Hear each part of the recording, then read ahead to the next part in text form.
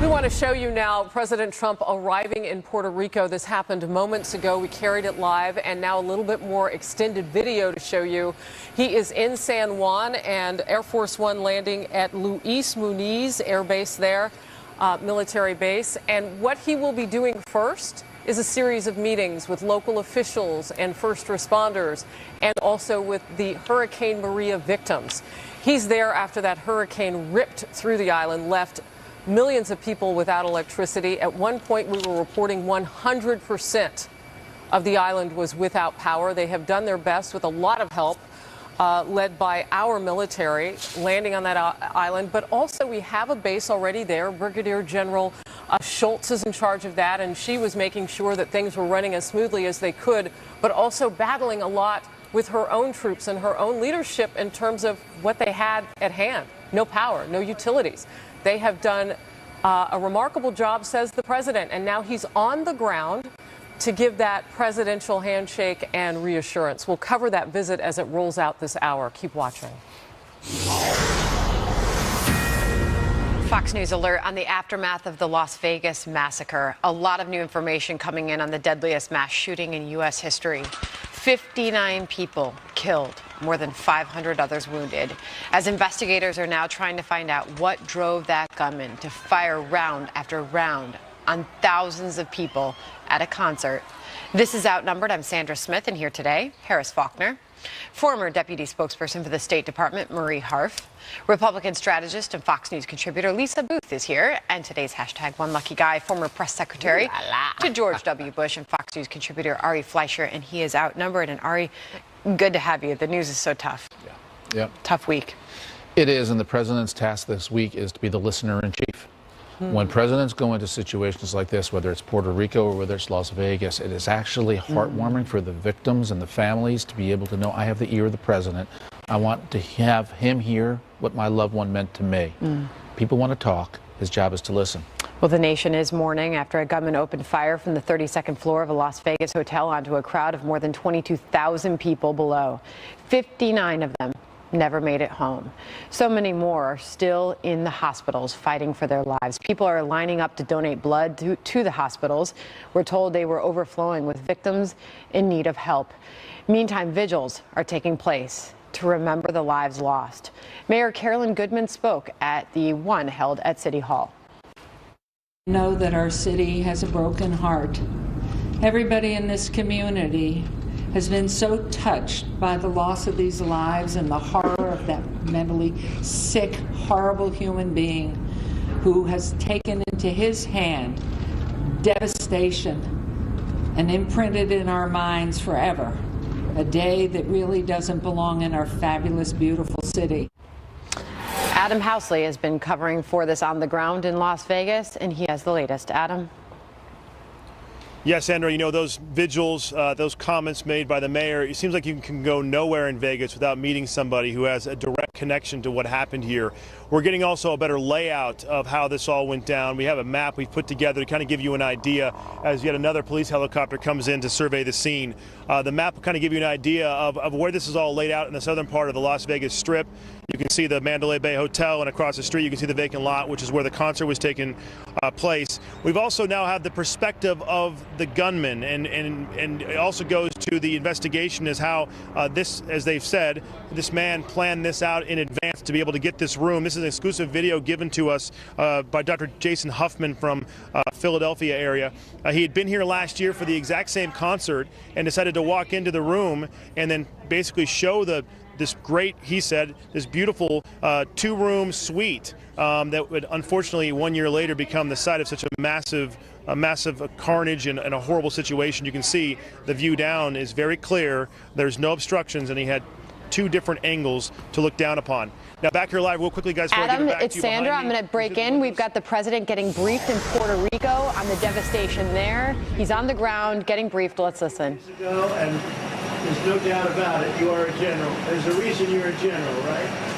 But he's no games. That's all. I said, give me a general. I don't want to have a general that plays games. And you've done a fantastic job. The whole team has been amazing. Your governor has been, who I didn't know. I heard very good things about him. He's not even from my party, and he started right at the beginning appreciating what we did.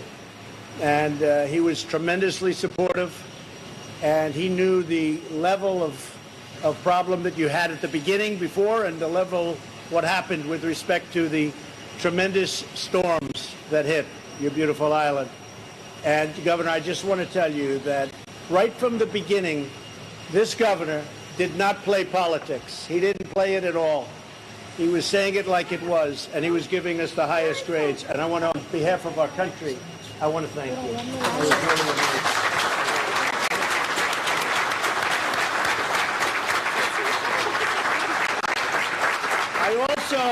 I also want to thank your Congresswoman, who actually represents the largest number of people of any congressperson in the United States. I know that. It's 3.5 million people, Jennifer, right? So Congresswoman Jennifer Gonzalez Colon, who I've watched the other day, and she was saying such nice things about all of the people that have worked so hard. Jennifer, do you think you could say a little bit what you said about us today? And it's not about me. It's about these incredible people from the military to FEMA, the first responders. I mean, I've never seen people working so hard in my life. Perhaps you could say? Thank you, Mr. President. Congresswoman. Thank you, Mr. President. The first thing is that before we were hit by Maria, we were hit by Hurricane Irma. And during that time, before the hurricane, he was FEMA acting together with a lot of employees. More than 4,000 people were here in the island from the different branches of the military. HHS, Navy, Army, FEMA, and all the staff working together before the hurricane hit. They were here before, during, after the first hurricane, and they continued to stay on the island, boots on the ground, during Maria. Same thing. I think we never got the level of communication between the federal government and the local government like never before. And we are in the path of the hurricanes. So we are used to receiving hurricanes, but never before a Category 5. The amount of devastation, it's unheard of. But during all this time, we got the federal government by our side, doing the job, with the people here, like you in the military, doing all that is being asked, all the questions and requests that the governor did. The president and his cabinet accomplished it and send more people, and it's continued to send in more people, trucks, drivers, and resources. Thank you, Mr. President, for all you've been doing for the island. Well, I want to thank you because you were really generous, and I saw those comments, and everybody saw those comments, and we really appreciate it. And you know, it's so important when you have men and women that have worked so hard and so long, and many of them came from 2 other catastrophic hurricanes. I mean, they came from Texas, they came from Louisiana, they came from Florida, and there was no, how many nights rest have you gotten? 0 in the last month, right? This is day 43. Yeah, all right, well, we're going to keep them for another couple of weeks, and by that time, I think, you know, well, come here. Special guy, I will tell you, special. Really good. Really good.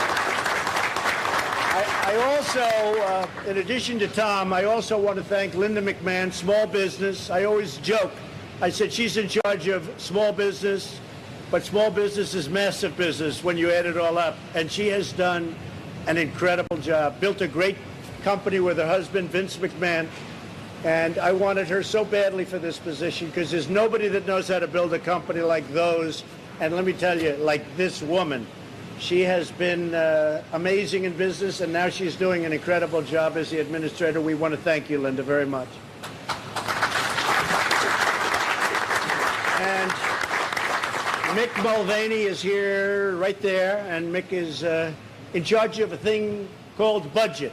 Now, I hate to tell you, Puerto Rico, but you've thrown our budget a little out of whack because we've spent a lot of money on Puerto Rico, and that's fine. We've saved a lot of lives. If you look at the every death is a horror, but if you look at a real catastrophe like Katrina, and you look at the tremendous hundreds and hundreds and hundreds of people that died, and you look at what happened here with really a storm that was just totally overpowering. Nobody's ever seen anything like this. Now, what is your death count as of this moment? 17? 16 certified. 16 people certified. 16 people versus in the thousands You can be very proud of all of your people, all of our people working together. 16 versus literally thousands of people. You can be very proud. Everybody around this table and everybody watching can really be very proud of what's taken place in Puerto Rico. I also want to pay a very special thanks to the Navy. Who's here from the Navy? Who do we have? General, who do we have? What a job. So you have ships all over the place. I saw them flying in. I said, boy, this looks like very big stuff. And the job you've done getting things here. There are no docks. There have been. We're just in the process of opening them up. They were just devastated. But there are no docks, no nothing. And the way you got this stuff on shore is incredible. So I want to thank the Navy. Would you like to say something on behalf of the Sir, your Navy and Marine Corps team is here to respond on the Expeditionary Strike Group 2 and immediately deployed with 4 Navy ships to get here and handle anything that happened in Irma, and immediately repositioned and was able to respond to Puerto Rico right after Maria. So the Navy and Marine Corps team was happy to come here and save lives, and coordinate with FEMA, with the governor of Puerto Rico, and to demonstrate our ability to come from the sea, air, and land. Thank you very much, Ron. Thank you, and thank you very much. And, you know, I don't have to even mention the Marines because we have General Kelly. Where's General Kelly? Where is our General Kelly? He likes to keep a low profile. Look at him sitting in the back. But boy, is he watching. You have no idea how he's... General Kelly, come up here. So Kelly's a 4-star. Not a bad general, right? You don't get any better than General Kelly. But on behalf of the Marines, I'll tell you, they've done some job, General. Now, can we also mention Army, and can we also mention some people that I really got to know and respect even more in Texas, and that's the Coast Guard. What a job the Coast Guard has done throughout this ordeal.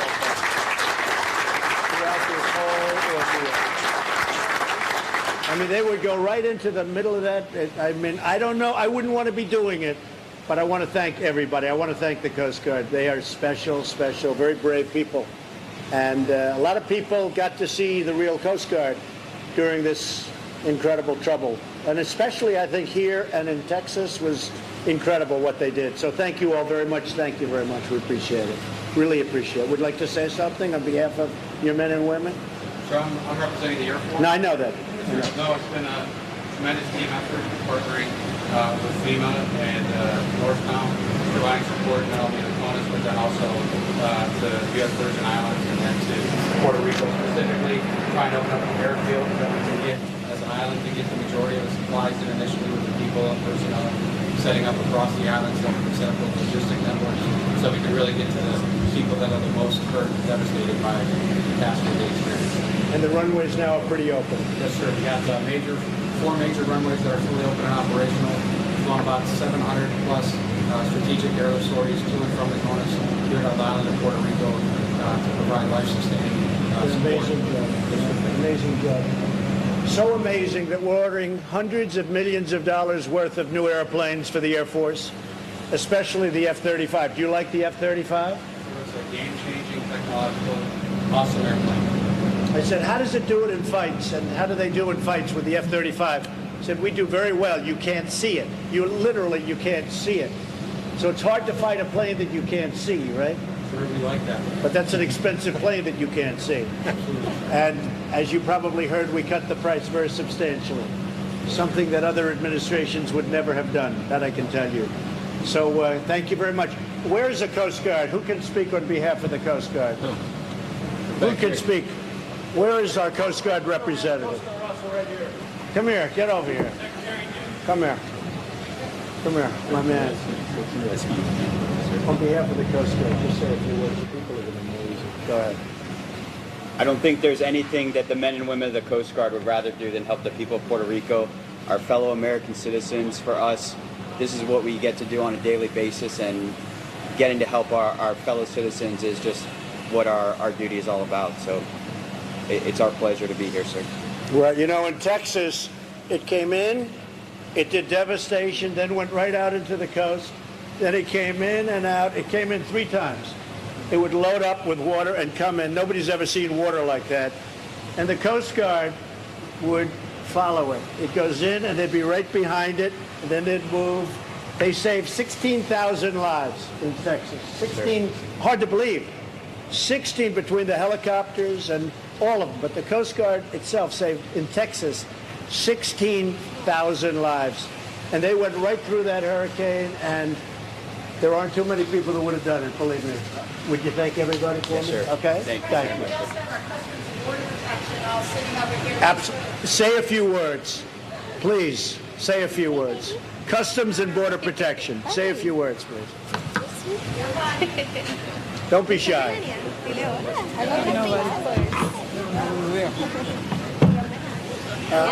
What I would like to do, you want to stand up? Go ahead. That's okay. Stand up. Go ahead.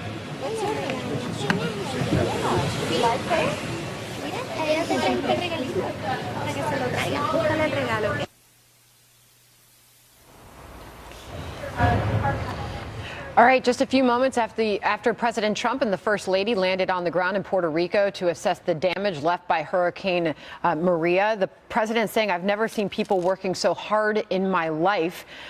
He said the Puerto Rico governor did not play politics. He called the whole team there on the ground amazing. He was speaking at the Air National Guard base in Puerto Rico. He spent a lot of time thanking the officials there. One of the congresswomen saying, "Thank you for all you are doing, President Trump, for this island."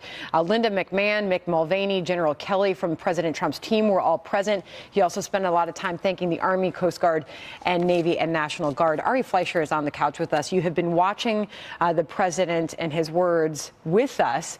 And this is, again, just moments after he got on the ground in Puerto Rico. Is he striking the right tone, saying the right things, Ari? It's very much like his first visit in Houston when he had an organizational meeting with the people, the first responders and the mayors, et cetera, who were organized for the response. And his tone, the things he focuses on, are organizational leaders' tones.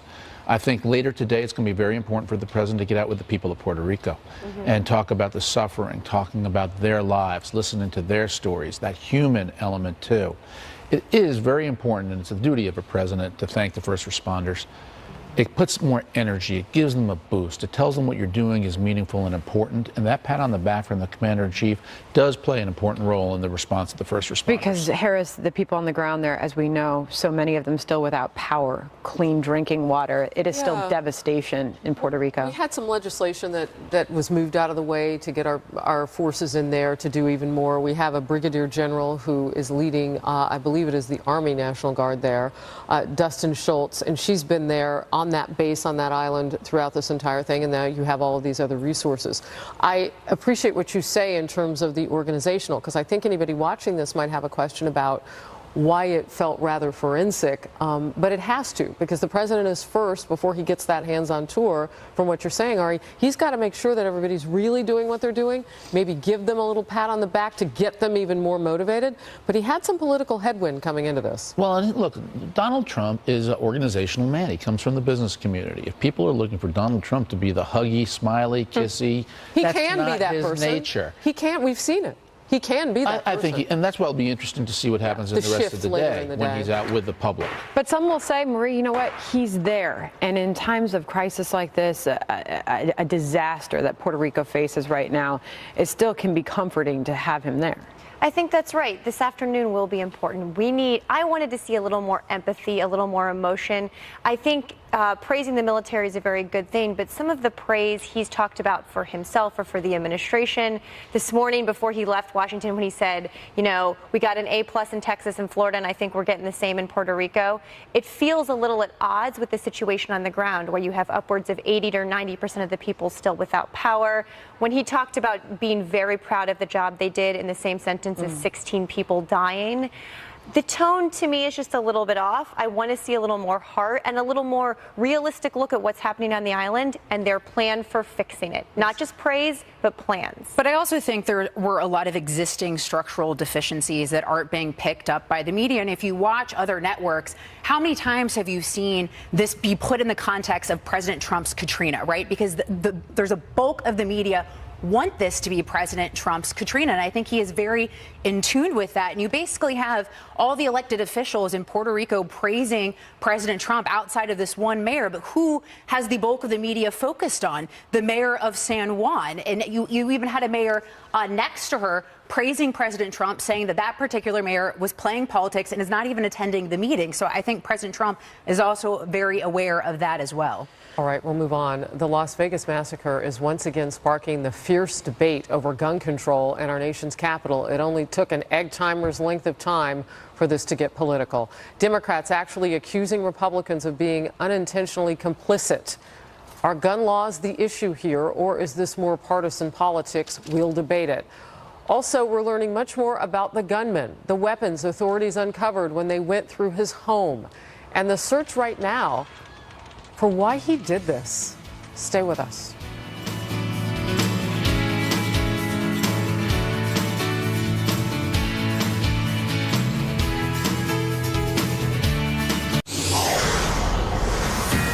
You hear it everywhere you go. The big question, why? Law enforcement officials are racing to find exactly why 64-year-old man who committed suicide and committed the deadliest mass shooting in modern U.S. history before he did so, why he did it. The brother of Stephen Paddock says he saw no warning signs. All this as we learn more details about the arsenal of weapons at the suspected killer's disposal. In addition to the 23 firearms and reams of high-capacity magazines in his Mandalay Bay hotel room, authorities say they uncovered nearly 20 additional weapons at his home in a retirement community near Mesquite, Nevada, along with explosives and thousands of rounds of ammunition. Chief Intelligence Correspondent Catherine Herridge joins us now live from Washington. And hour by hour, Catherine, I've been watching your reports. You get new information on this. What's the latest? Well, Harris, thanks. A U.S. government official tells Fox News investigators are doing a full review of Stephen Paddock's travel history, and they're drilling down on his financial transactions as well as his personal relationships, looking for unusual activity or a sudden dramatic event that points to motive. Paddock was wealthy, had a real fascination with guns, high-limit video poker, and real estate deals. His father, as we've been widely reporting, was among the FBI's most wanted bank robbers. Before the living girlfriend, he had 2 ex-wives. At a news conference late yesterday, the sheriff and his team responded to reporting that Paddock recently transferred a lot of money out of the country to the Philippines. We're hunting down and tracing down every single clue that we can get in his background. Until we confirm all of those things that are floating around out in the media and in social media, I can't comment on that. Authorities say Paddock used his girlfriend Mary Lou Danley's identification at the Mandalay Bay Resort and Casino. An online professional profile that's now disabled said Danley was a gambling and casino professional. A law enforcement source told Fox News Danley could be interviewed overseas by an FBI representative known as a legat, suggesting the Bureau cannot force her to return to the U.S. because she is not charged with any crime. As you mentioned, Harris, with every hour, the investigation seems to expand now with 4 active scenes. The hotel suite on the 32nd floor with 2 adjoining rooms where the shooter used scopes and tripods to increase control and accuracy. The music venue, the shooter's home in Mesquite, as well as a 4th property in northern Nevada. ISIS has released a new video today tying itself to the attack, though the FBI continues to discount any link to international terrorism. Harris. Thank you for the update, Catherine Herridge. Let's bring it back to the couch. So, Ari, as we look at kind of what's going on around this investigation, you see a lot of tools getting put into place. One of the big questions is, what are the hotels going to do in response? And so we are seeing some reports of hotels tightening their security. You know, frankly, the only thing they can do, and I think it's going to exceed everybody's capabilities, you do what you do when presidents come to town and you deploy counter sniper teams up on roofs. So in case somebody breaks a window, the counter sniper team is there to see it. You can't do that everywhere. You can barely do it anywhere. You have to have an army to do it to protect a president. So I don't think there's a solution here for a repeat type of crime like this. You can't tighten security in every way. Yeah, you know what's so interesting about that? We had on Pat Brosnan yesterday, who, you know, was a detective here in New York and worked after 9/11, and he said, well, you can't prevent this, but you can bulk up the force, almost like a air marshal. How? On a plane, so you get all of the off-duty police officers at any given time. He says out of all of them, you only are employing a third every 8-hour shift. So you take that 66%, extrapolate that out, maybe give them some overtime possibilities, and get them to be ununiformed, walking more amongst the public, so that you don't prevent it, but when it starts, you can stop it faster. That was just one idea. Marie, what are your thoughts today? Well, I think in our country, because of our freedoms and everything we enjoy here, we have millions of soft targets, malls, sporting events, concerts. If we wanted to start screening everyone that went to any of these places all the time, A, I don't think just we would want to as a country, and B, it would be impossible.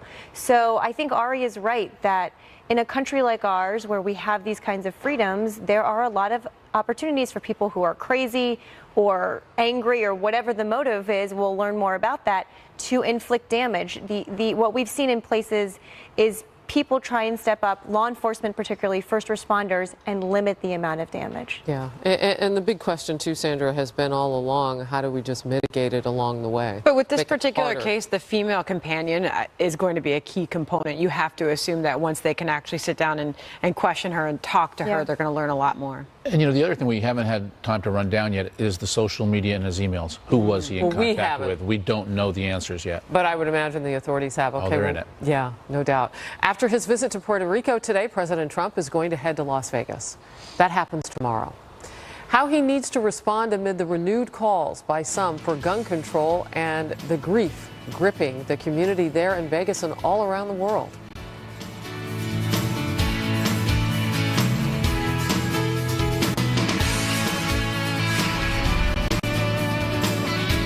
The deadliest mass shooting in U.S. history could be a big test for President Trump. He made a well-received call for unity when he addressed the massacre yesterday. But as he plans to visit Las Vegas tomorrow, Democrats are increasing their calls for stricter gun control. This is a uniquely American problem. I think there's an unintentional endorsement that gets sent to these mass murderers when after slaughter, Congress does nothing. If the greatest deliberative body in the world doesn't act in unison to condemn them through policy change, it starts to feel and look like complicity. What we saw happen in Las Vegas was just another horrible example of, people with too many guns and too few restraints being able to now kill, I guess it's up to 58. And injure 500. I just find it, terrible and sickening. Americans need more than our president's prayers. We need his plans. The nation's counting on you. Right. All right, White House Press Secretary Sarah Sanders says now is not the time for such talk.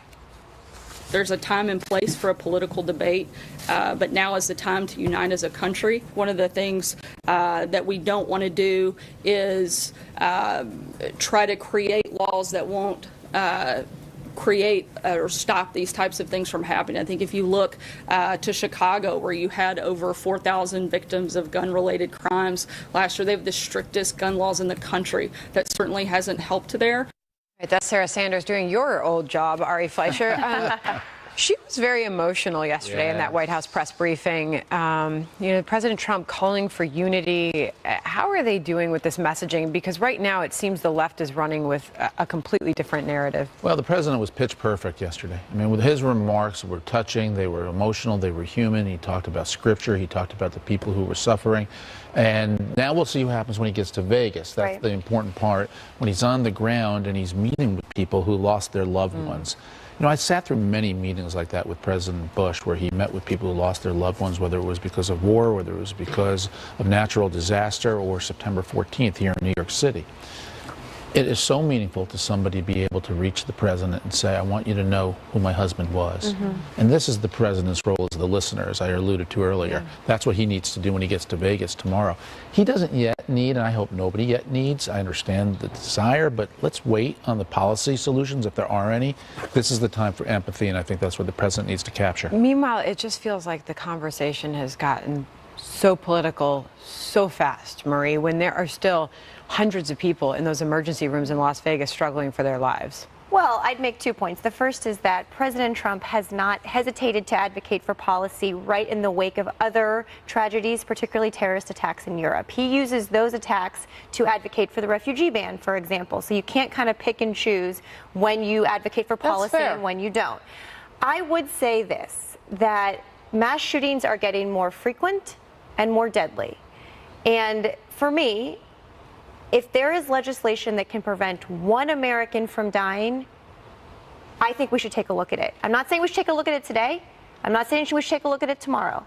I'm saying we need to have a conversation in this country about why this is happening more and why more people are dying. I don't know the answer, but we need to ask the question. We had Orlando, we had San Bernardino, and for different reasons and for different motives among all these people. But we've had these mass shootings, Oak Creek, Wisconsin, Aurora, Colorado, and that movie theater. We've had opportunity to talk about this.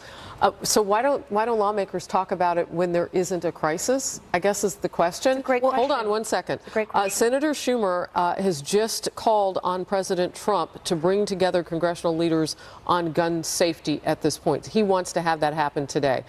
The president is headed to Las Vegas. I just scream politics when I see stuff like this. Like, is Chuck Schumer paying attention to what the actual facts are right now and what needs to happen? Senator, look, I am not in the Democrat camp on this. I don't think gun control is the solution to this. But I do understand the human nature that says after a calamity, let's think about how do we prevent it from happening again. I'm not willing to say it's all politics. I just think people are right or people are wrong on what the solution is. But people have the right to claim, let's try to do it. I have to leave it there, Lisa. Do you have a quick comment? Well, I was just going to say, I think in the wake of Vegas, politicians, particularly those on the left, are showing us the worst of society. And it's the everyday Americans on the ground there that show best of society, helping people they don't know. We saw a GoFundMe page for the victims, raising $684,000 in 4 hours, hundreds of people lining up and down the streets to give blood. So, you know, in some respects, those politicians have shown us the worst. And the average Americans have shown us the best. Amen. Drop that there.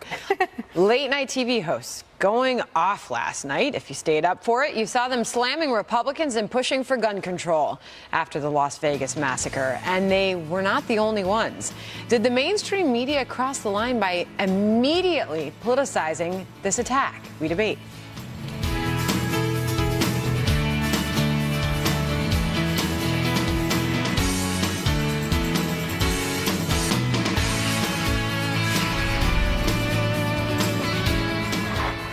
Some of the mainstream media politicizing the Las Vegas shootings yesterday, just hours after the gunman unleashed his carnage.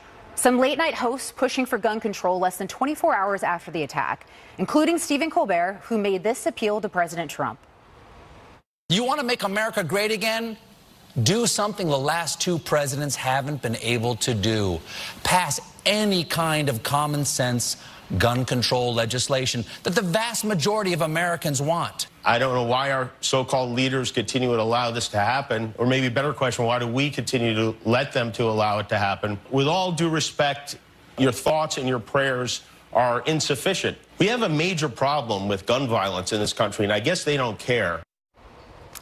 So, Ari, I want to get your take on this. We've also had people like CNN's Jeff Zeleny reference that a lot of the people there were probably Trump supporters. We had someone that was affiliated with CBS taking to Facebook saying she doesn't feel sympathy because they were probably Republicans. Yeah. What's your take of the media's response so far? Frankly, as I saw those guys, and then they get in these morning newsletters I read, quoting these late-time comedians, I put in the same societal divide we're in. I put them in the category with the Emmys and the Oscars and the late-night shows that I just will not watch or participate in because it has nothing to do with my life. These are liberal, left-wing comedians who speak to their audience, and then this is part of the division of America.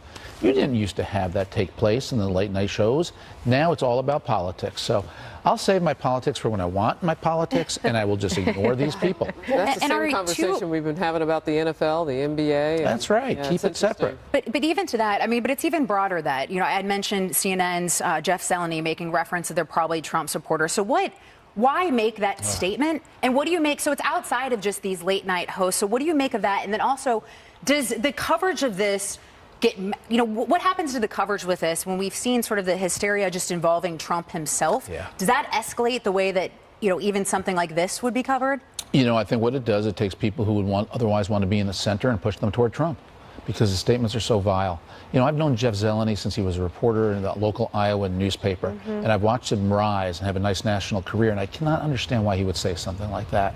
It's just the tawdry part of journalism where it's almost as if you have to posture to say something that is the most rub it in someone's face at a time of national calamity. And I would say not just, you know, I mean, you're saying journalism. I'd say it's that tawdry part of some people's hearts. It's clickbait. That's why they say it. They want you to click on them. They want you to say their name out loud. We will say it. We'll call you out. That was heartless.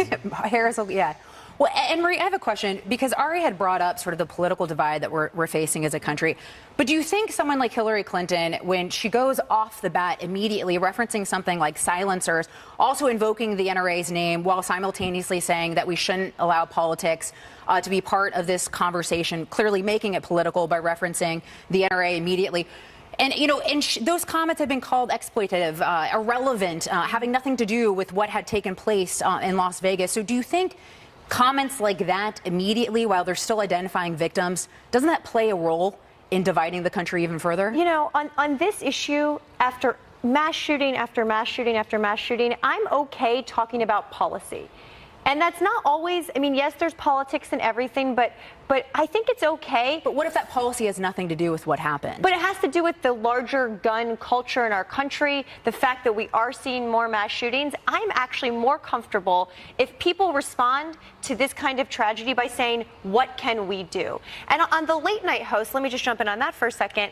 I agree that people are probably turning them off because of this, but I also think some of us should think about the fact that these are fundamental issues. Health care, the right to feel safe when you attend How about before we go to what can we do, how about acknowledging the heroes on the ground? Those that, absolutely. that lost their own lives to save others. Absolutely. Where was the acknowledgement of, if they want to get political, how about talk about this horrible, horrific man that carried out this act and the acts of bravery that we saw in response to that? And I am sure a lot of Democrats did yesterday as well. We just I didn't hear any of them talking about military personnel on the ground plugging bullet hole wounds with their fingers and acting like real-time heroes. I go back to what I said before, where I think some of these politicians are showing us the worst of society, and it's everyday Americans that are the best of society. But yet we're supposed to rely on these individuals in Washington to try to bring the country together. Paul Ryan said it. Don't let the act of one define us as a nation. And one of those late night comedians you just heard, he said, how did we allow this to happen? We did not allow this to happen. The killer made it. Thank you. Made it. Thank you. Exactly. All right. Well, we've got to go. I'm sure this will continue on the couch, but it was the deadliest mass shooting in U.S. history, but the number of injured is also staggering. More than 500 people flooding Las Vegas hospitals. We're live at one medical center next.